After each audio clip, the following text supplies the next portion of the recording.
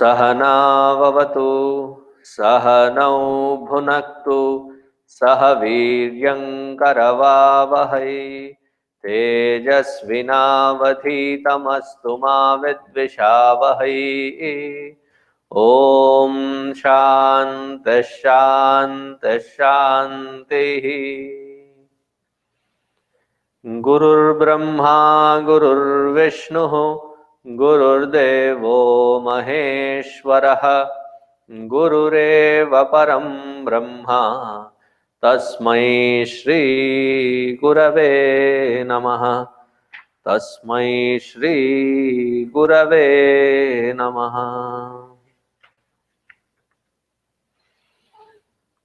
Hari Om. We are on page number, give it to her. We are on page number 245, the sixth mantra. Up until the fifth, there was one gear of message being given. From the sixth shloka, the gear has been shifted and made a subtler, precise understanding. So please repeat after me. Indriyanam prathak bhavam udayastamayau chayat prathak utpadyamananam matva dhiro na sochati.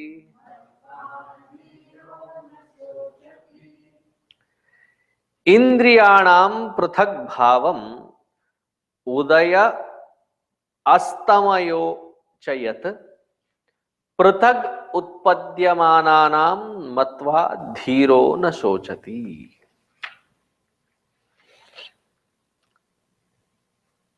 To build courage, to build stability through that courage, this mantra focuses on creating that platform of stability within. Just because we have become spiritualist, earlier there was religion and we defied the religion saying, oh no, I'm not a religionist, I'm more of a philosophist. Now I'm not a philosophist, now I'm a spiritualist. Anything that becomes a mainstream, it becomes cool to say that I'm not that, I'm something else new.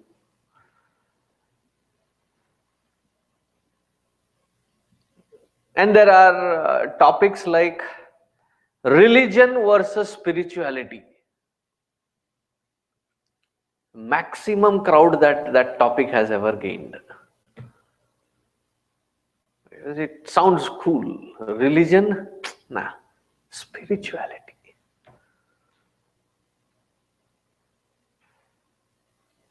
Just because we have come into, in the faith, I'm the second born. I'm not digging at anybody. That I have now reconnected to the Lord. I have found my faith again. Or I am evolving spiritually. I understand spirituality better than ever before. These enthusiasts, when they jump into the field or bandwagon of so-called spirituality, they come with an obnoxious sense of conviction. Suddenly, because I have become spiritualist, my life and experience has to transform.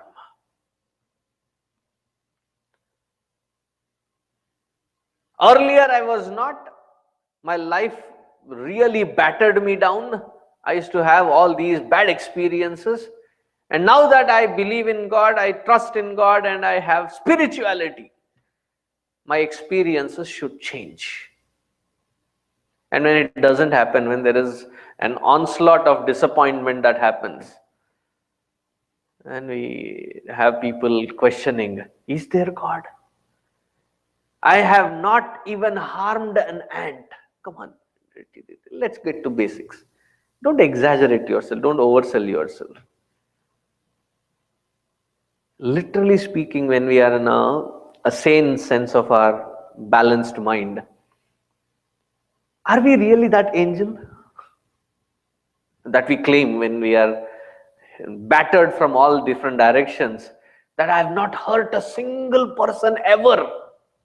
Is that true?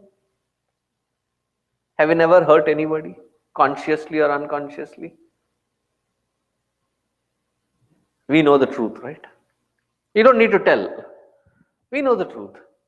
But the claims are so tall, so far. Oh, I am the purest of the purest. Why is this happening to me? Why is Lord... What, do you think Lord has no better business in life? That he has to pick on you and not to start hitting and hammering on you, saying that you are my sadistic pleasure, and I shall draw all the pleasure only out of you. God is not to be misinterpreted that way. And I always have given you the examples of both Bhagavan Ramchandra ji as well as the Pandavas. It was Bhagavan Ramchandra ji, he himself came in the form of a human.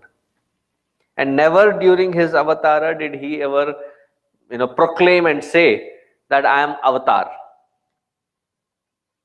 He came in as a human being to show the human beings how to lead a life as a human being, that it is a possibility to lead a life of dharma being a human being.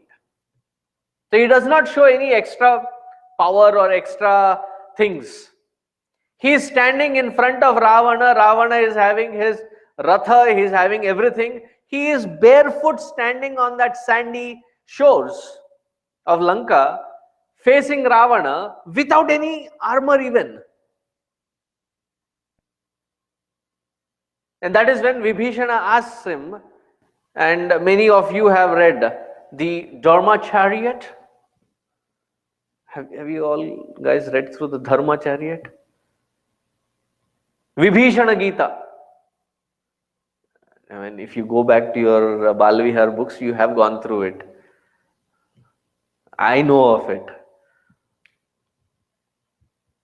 So that is where Vibhishana comes and asks, Bhagavan, you don't have anything. How can you face my brother? He is not just a very good a person in the field of... he is also good in occult, Maya. He can use that as well. How will you be able to face him? Then he says, these are the virtues that I stand firm in.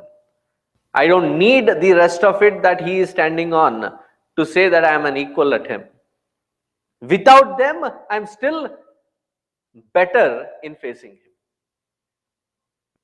So Bhagavan Ramchandra ji's life itself goes through so much of one after the other.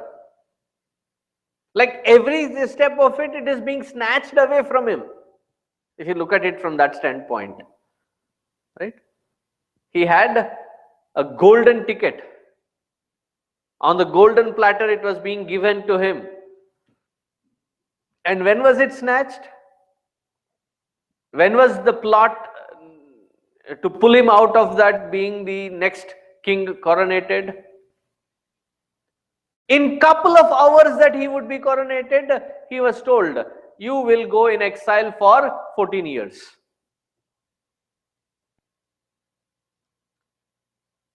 Like he has had his morning shower, he's just come He is wearing his clothes, putting on the ornaments, decorating himself for that event, prepping up. If in today's world, a two-piece suit or a tuxedo that he has tucked himself into, and he's just looking himself into the mirror, and then a messenger comes and says, your father wants you in this particular chamber, situation room, kopa griha. This is situation room at this hour? What's wrong?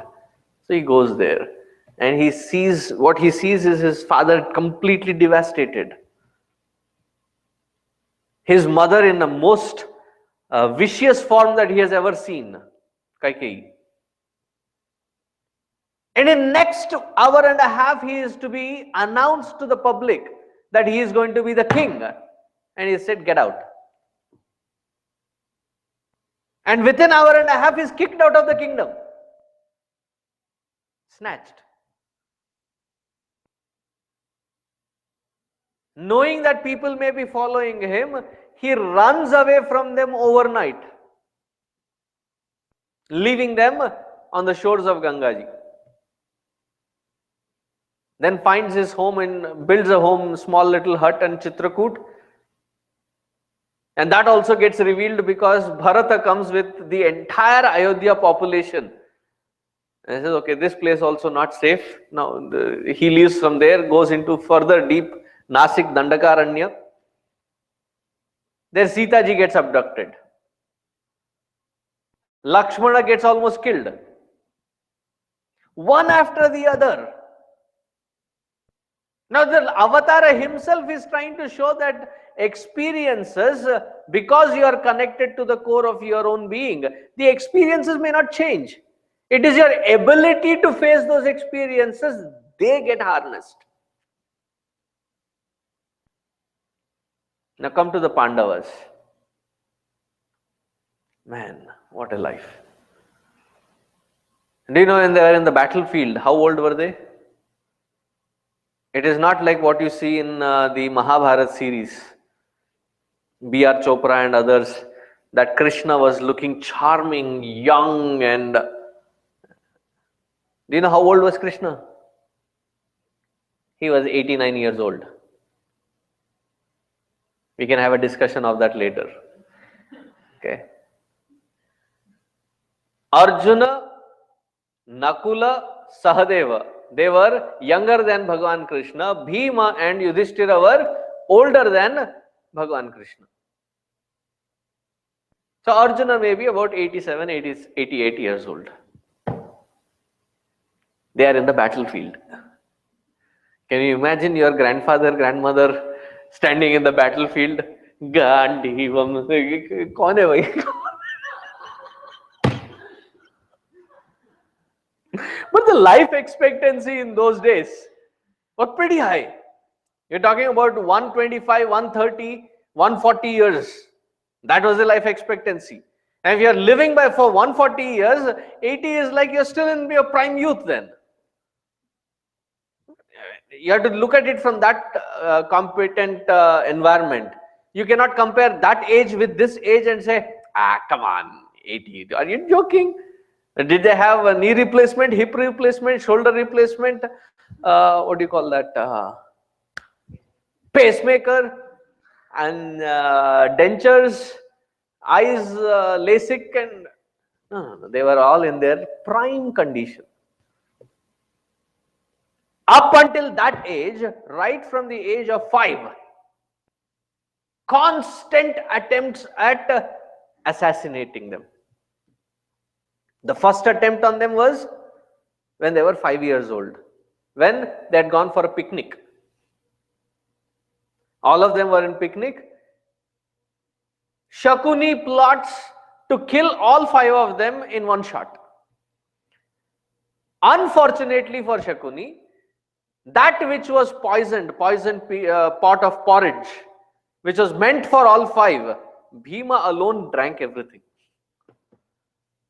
And because of his size, the poison, instead of killing him, hit him hard and he fell unconscious into the river.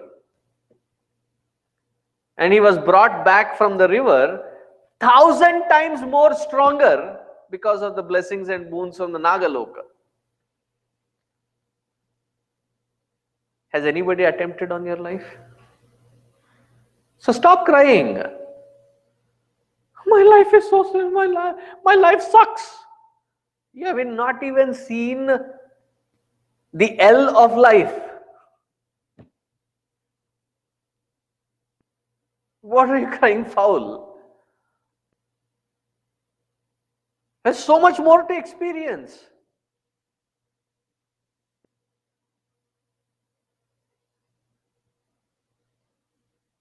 Then the second attempt or third attempt that was made, when all five, including their mother, was being planned to be killed in a house which was made of wax,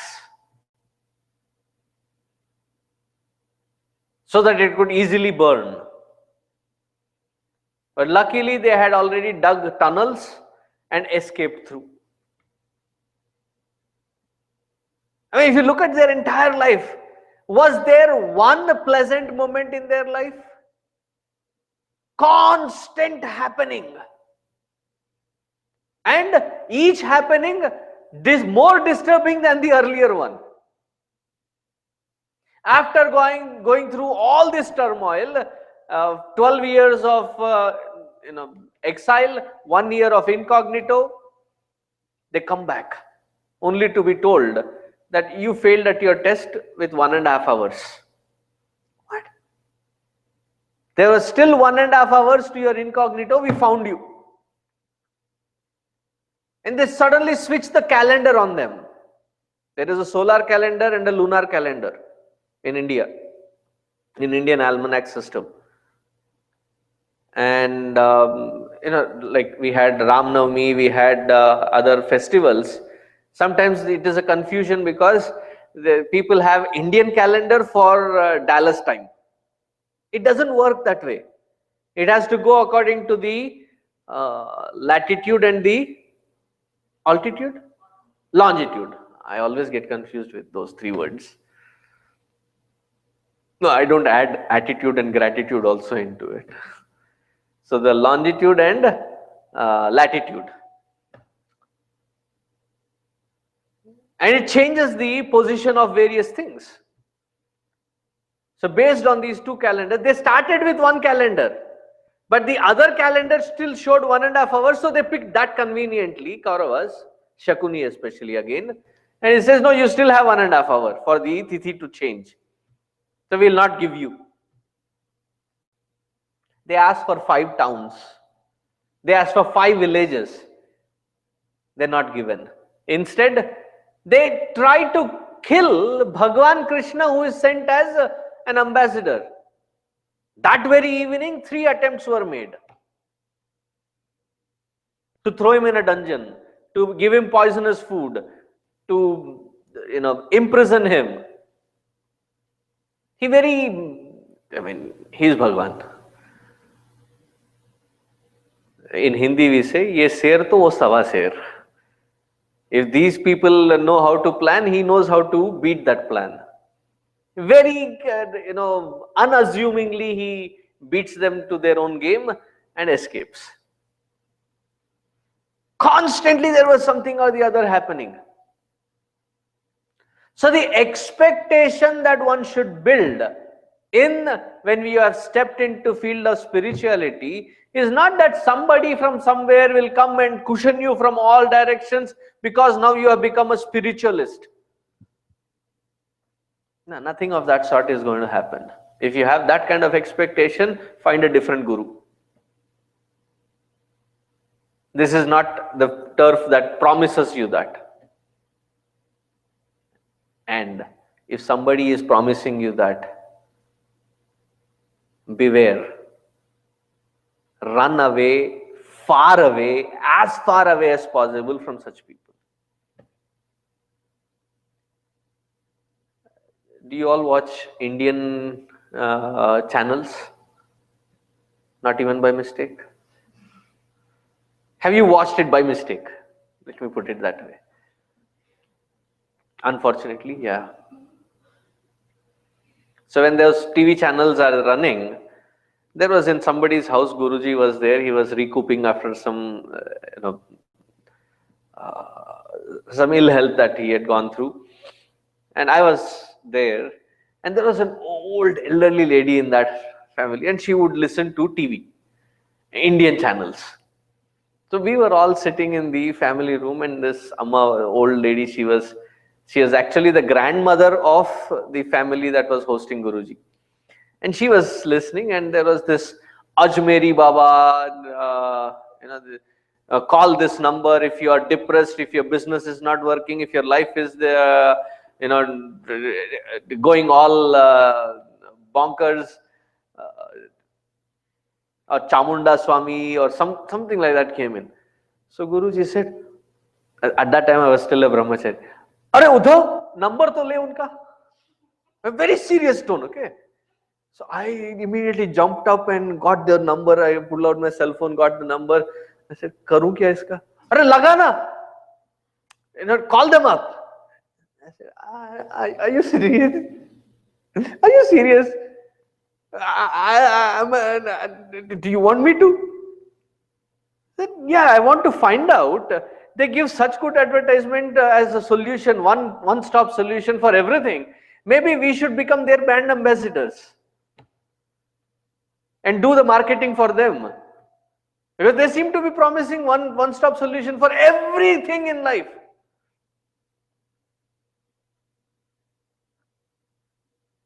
And my take on it is, if you have looked at the phone call numbers, they're all originating from London.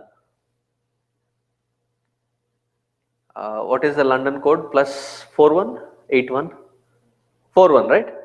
+41. So you'll see that +41 code. So my take on that is, it must have been 4 brothers or 4 friends operating from the same apartment complex with 4 different numbers, catering to 4 different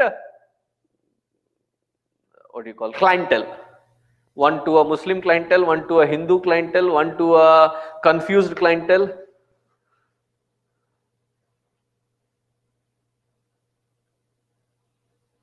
Buy this amulet and things will change drastically. How much is that amulet?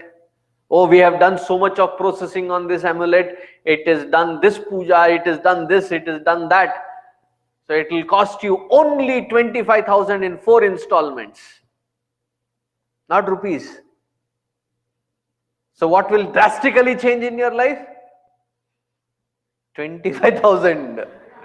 That will change drastically.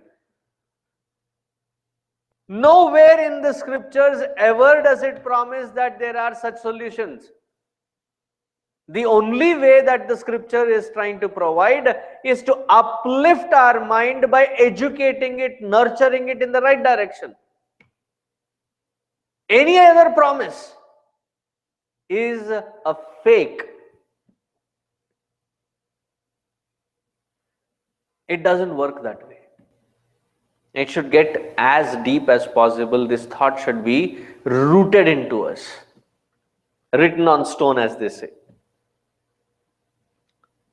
Indriyani Indriyanam pruthak bhavam udaya astamayau chayat. All the interactions through the organs of perception and action have a point of origin, have a point of end. Isn't it? Anything that is based out of the organs of perception action, do they have any sort of permanency?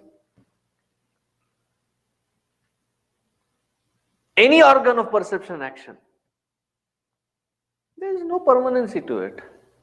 They are fleeting, because they can only function in the field of matter. Matter changes. There is a beginning time, there is an end time to it. Udaya astamaya uchayat.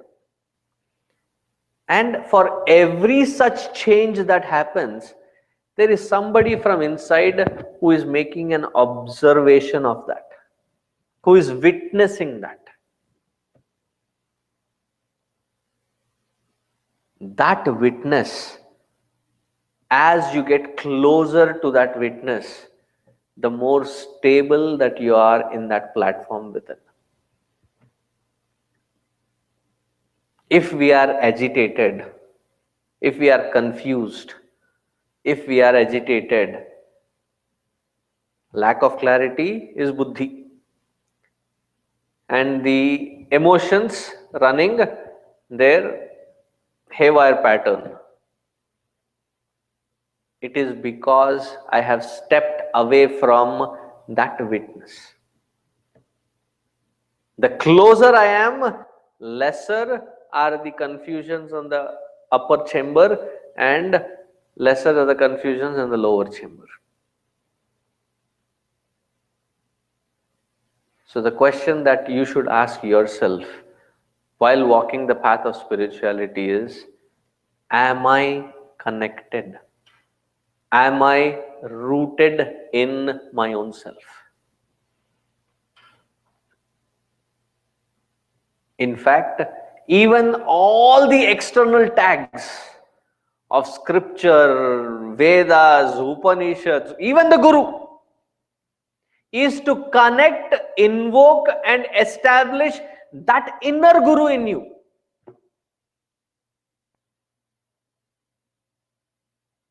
No external Guru would ever, true Guru, Sadguru would ever say that keep hanging on to me. It is the Guru's job to make you independent of himself as well.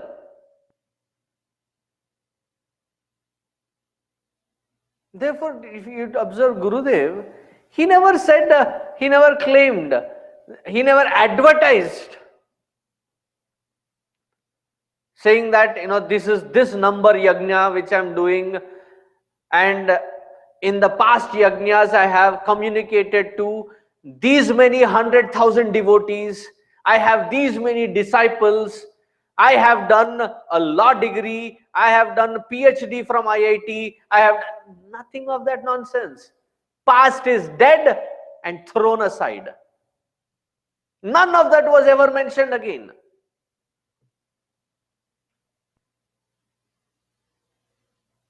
And sometimes I wonder when people who have renounced everything still carry Dr. Swami dash Amuk Nanda.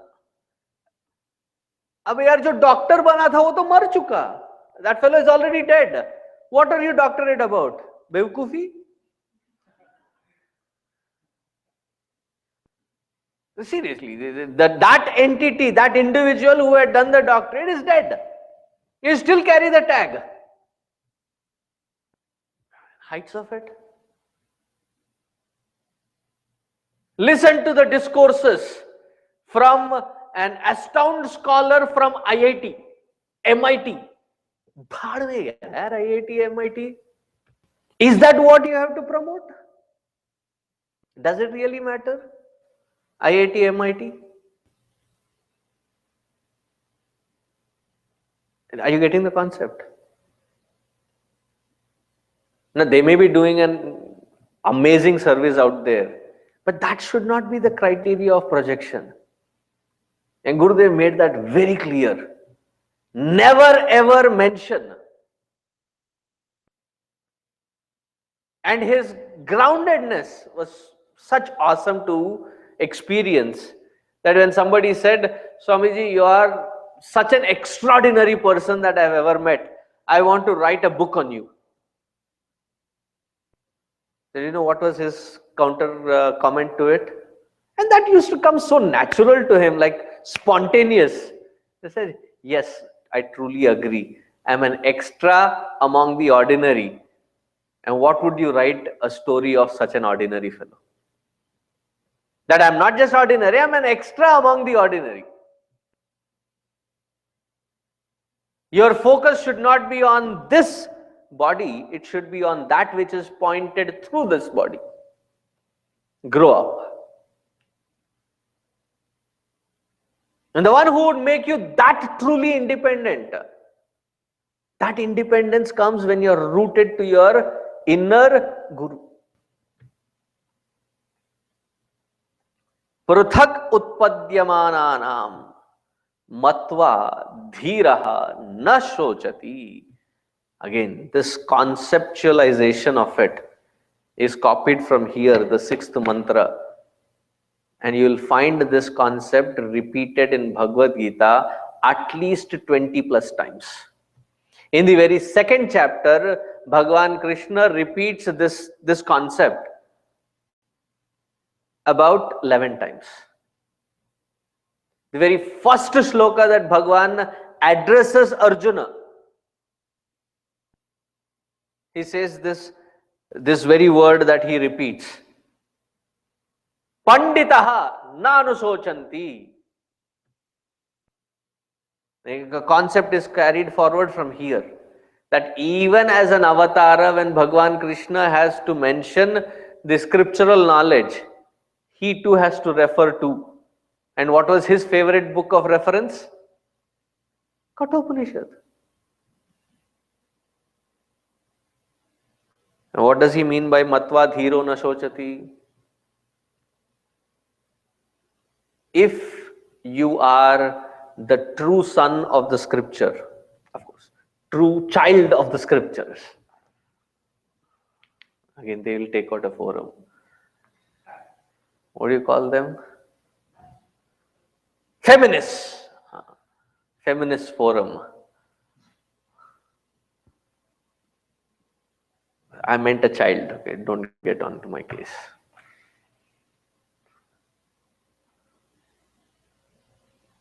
If we are the true child of the scripture, that we have three choices in life. One, when the experience comes, we can make it a crisis. The same experience comes, and for who is it as a crisis? For the one who does not even have a clue that something has hit him. Life is unfolding. And where are we busy? We are busy in all non-essentials.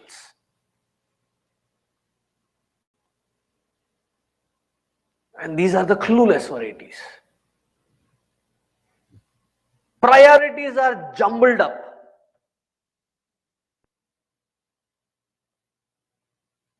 Every intersection of life, there is a certain priority. Now, if at this point I'm speaking to all of you, suddenly if my phone rings, right, and right while speaking to you, I pause, bol, and I start talking. For such mindset people who do not have a clue about the priority of the situation, life is going to whack them out. And it is not ill fate, it is not bad luck. It is unpreparedness of that individual, where every opportunity that is striking is missed out because of dumb, unconscious living.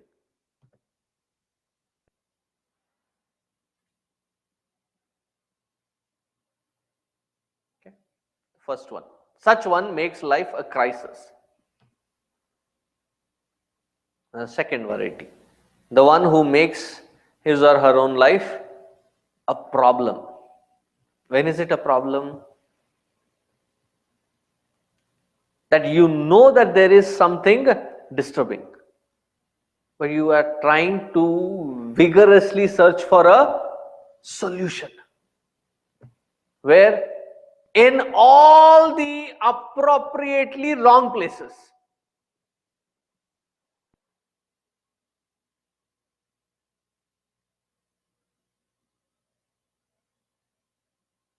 In all the appropriately wrong places, wrong solutions are applied. And then cry. I've been trying, I don't know what is wrong. You understand that there is something disturbing. And you are very keen, very eager to find a solution. And in that finding that solution, you are seeing them in all wrong avenues.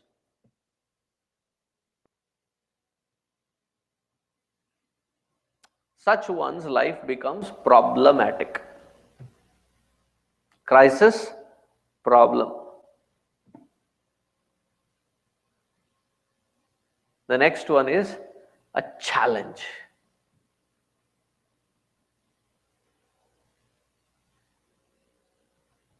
There is an experience, and you evaluate that experience, find the right solution for it, and strive every moment to see how that solution can answer to that situation. And have the courage, the depth of courage to accept the results of it, because right at the first strike, you're not going to make it a successful attempt. Very rare few. I mean, our own life is an experience, example for it. What do you guys say in Texas? Fool me once, shame on you. Fool me twice, shame on me. Something like that, right? Once, yes, fine. By the second time, you already have assessed, you have already gotten that information, you got your data points, and you are pouncing on applying in the right direction.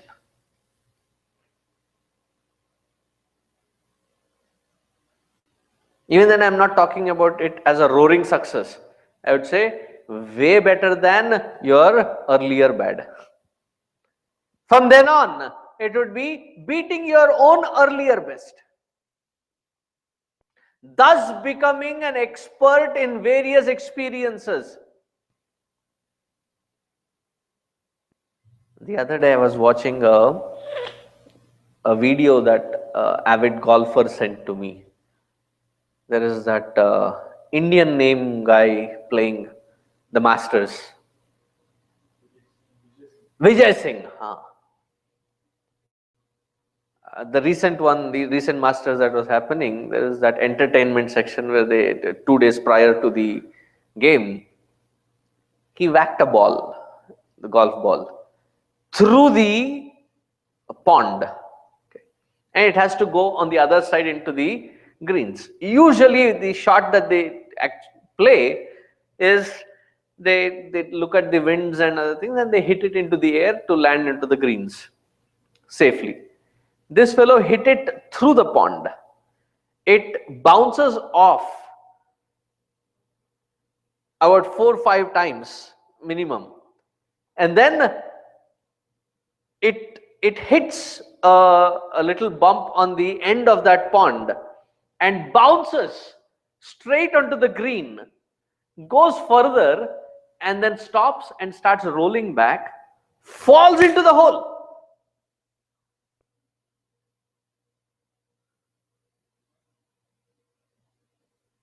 How weird. And there's no weirdness in that. Who is the legend in basketball? Jordan. I was worried if you would say Kobe. Joby. So Michael Jordan, right? There was a very old, I mean, this I saw on him, a documentary on him back in India. He could throw a quarter into a slot. You know, these Pepsi or whatever, those cans, dispensers, he could throw into that slot a quarter from 10 feet distance and he would flip. And it's not like a mistake or a miraculous thing that happened. You give him how many number of quarters, he would randomly keep throwing and they would go exactly into that slot. How did you think those people achieved it? Practice, right? So many times that they have failed. But that failure, they turned it into something as an investment into succeed. Now, the recent tennis, um, there is, for not, what is his name? Federer. Ferrari was coming. No, not Ferrari. Federer. And the other guy, no, the other way. Shh. Nadal. Ha. One is like a bulldozer. He is a left-handed, right? And if you look at his left biceps, they're bigger than his right biceps. And when you look at it, it is raw power on that field, bulldozing his way through. You can see that exertion. On the other side is Federer. When he is playing, it is not like a game, but it is more like a what would you call them? It's more like a dance. It's more like an art form. It's like how they say the Zen masters, that he would just vaguely move his arm and it would right hit at that corner, way extending to that corner. Peculiar, right?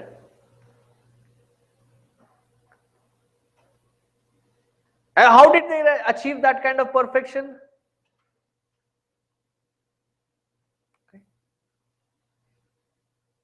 Practice.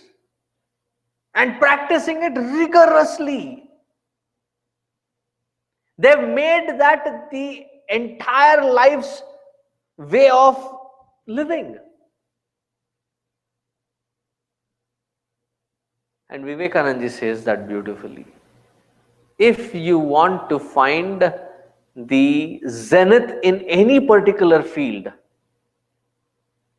digest that particular field as your breath, as your blood, as your entire being, that nothing else becomes the priority. Are we ready to dedicate that way?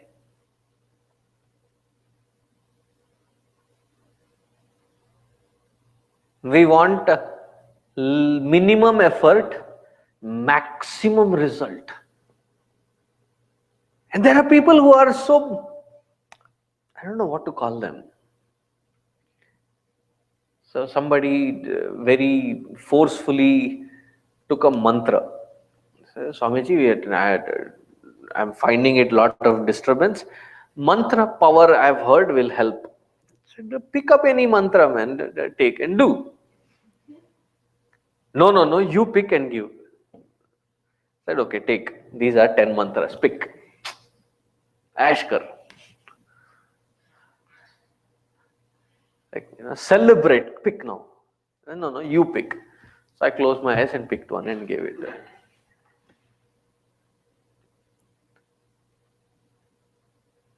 And that fellow comes back, and just after 1 week, he comes back and says, Swamiji, I tell you, man, you have to change my mantra. It ain't working. Right here in Dallas, it is not working. I said, what do you mean it is not working? You must have just picked something, can you pick with the right intent? Oh, now it's my fault that I didn't pick the right one. So just to ask, I said, tell me, take me through the process of how you did your japa. Every day in the morning, I would light an agarbatti, sit down and do it for 5 minutes. For how many days? Monday through Friday I could do it. Saturday, Sunday I could not. Saturday, Sunday, it's obviously, there's a lot of things happening, obviously. And Monday you are here telling me that it did not work. So how much did you have put the effort? Every day 5 minutes with a Saturday, Sunday break. Spiritual break. Not that the break is used for enhancing spirituality, it is break from spirituality. Spiritual break. Now, with that kind of inconsistency, do you think we will be ever be able to focus, gain any mastery over anything?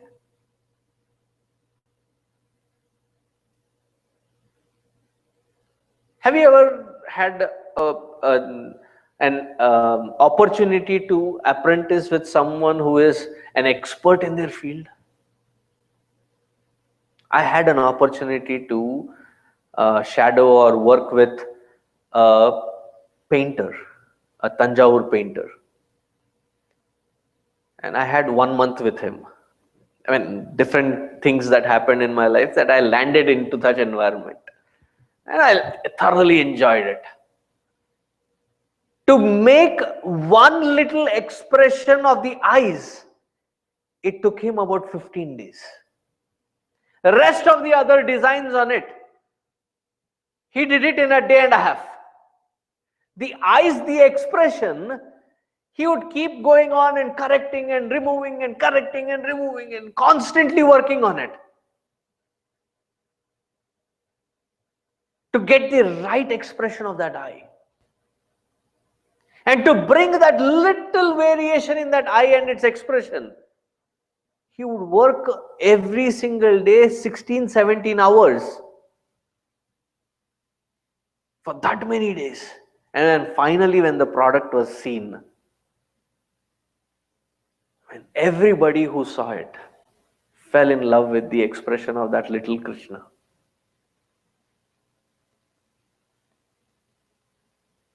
See, recently on Ram Navami, I posted a painting on FB where there is Ram Kalyan happening, and there are so many people. What amazed me with that picture was, look at the expression of every single individual in that photo. Everybody's expression has so much depth that it has been added to, and a very rare such picture. When you spend that kind of time, that kind of depth in it, the product will be really good. 5 minutes, 5 days, Saturday, Sunday break, Monday comes and says, it doesn't work. And there's the same mindset into everything. 5 minutes into Xbox, boring. 5 minutes into relation, boring. I'm not making it up. Love at first sight, divorce at first fight. Done. Everything is that flippant mindset that it has to be instant, gratifying immediately, a bigger bitch. You will not find that kind. You have to invest yourself into it. Your thought, word, deed, every moment of your breath dedicated for it. Now we see examples, right? Federer, he has dedicated his entire life. How old is he now? 35, 36? Since how long has he been playing in that field? Ever since? The 19 just didn't happen. He must have been playing even earlier than that. He came onto the WTA or whatever they call it in the international realm at 19. He must have been playing since what, 5, 6 years? Geez, give me a break. He is fiery today. No, I'm just making a point. And right since then, he has been dedicating his. No, have you read the life of Andre Agassi?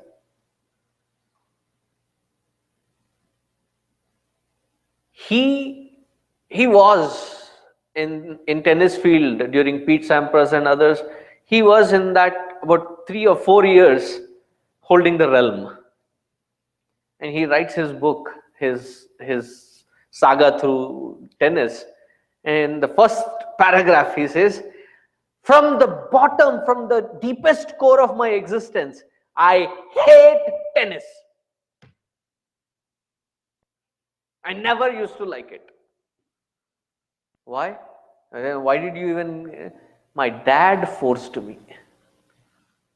He's also, I think, Iranian background, settled here. And his dad forced, there were three siblings, and he's the only one who had, like, even wake him from the deep sleep and put him on the court and give him a racket. Effortlessly, he would hit it and it would fall in the right place.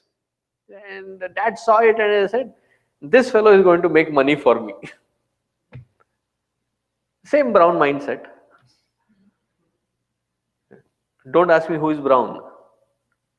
You're brown, your parents are brown, I am brown, my parents are brown, that brown mindset. To see that opportunity. And he put him rigorously into it. And he used to hate it from the bottom of his heart. The day he said that the most happiest day in his life is when he retired from that field. Okay. Federer, you can at least say that he is in love with that game, that it has become a dance expressing through his movements. This fellow Agassi, even out of hatred, he aced it to become that top in it. And then had the courage to say, quit. Do you see the spirit there? That he didn't like it, and yet he didn't do a mediocre job. He did something excelling, and then at that point of excellence, he said, I quit. I've proved my point. I don't need to continue it anymore. I've reached to the heights of it. I hate it. I drop it.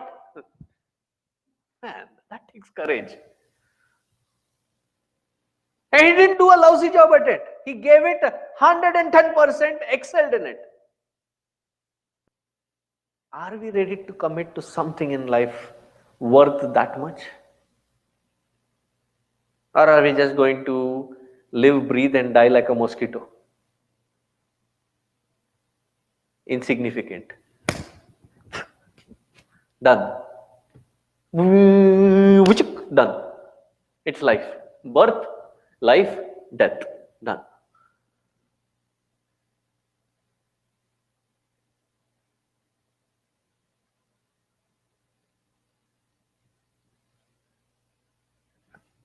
To be insignificant, continue. It's effortless.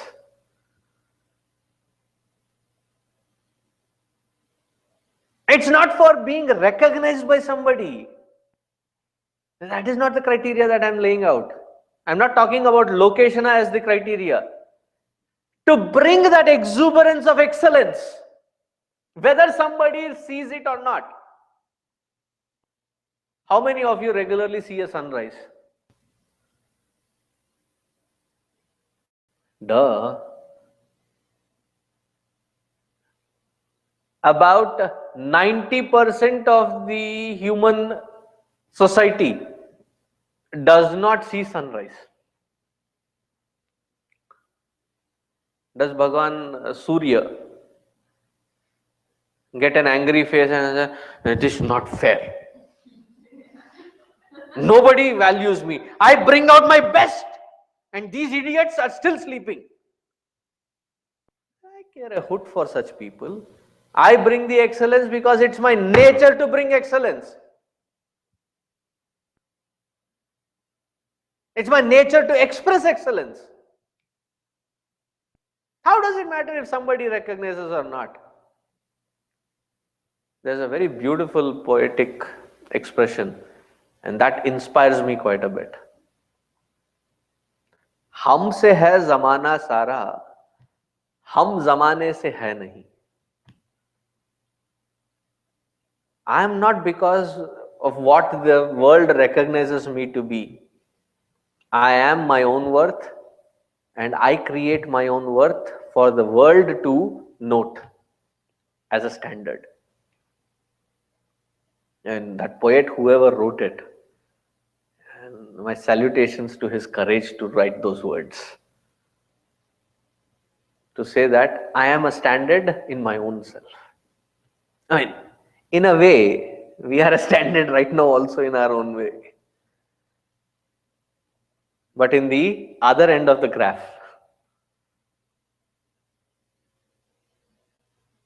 we need to find that dedication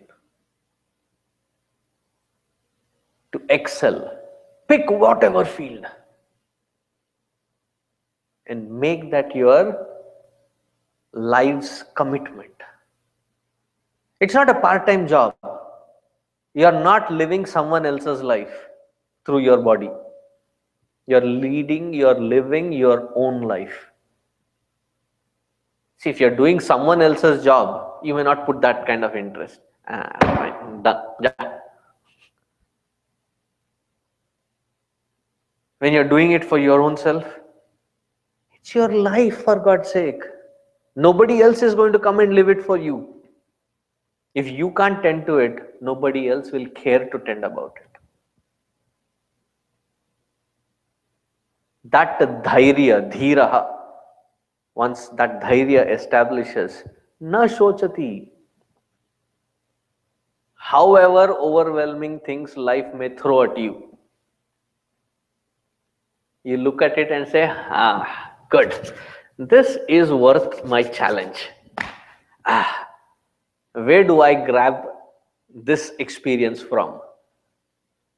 The higher the wave for a surfer, and not the TV or the internet surfer, I'm talking of the real wave. The bigger, the larger the wave, the more inspired is the fellows. They think, yes, that is what I've been waiting for. He does not chicken out and say, no, mommy, the big wave. No.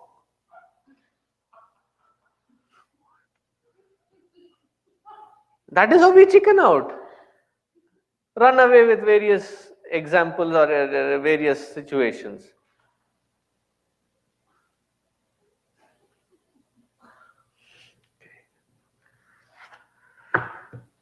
We'll stop here. Continue next week. Om Purnamadaha Purnamidam Purnat Purnamudachyate Purnasya Purnamadaya Purnameva Vasishyate. Om Shanti Shanti Shanti. Harihi Om Shri Gurubhyo Namaha. Harihi Om.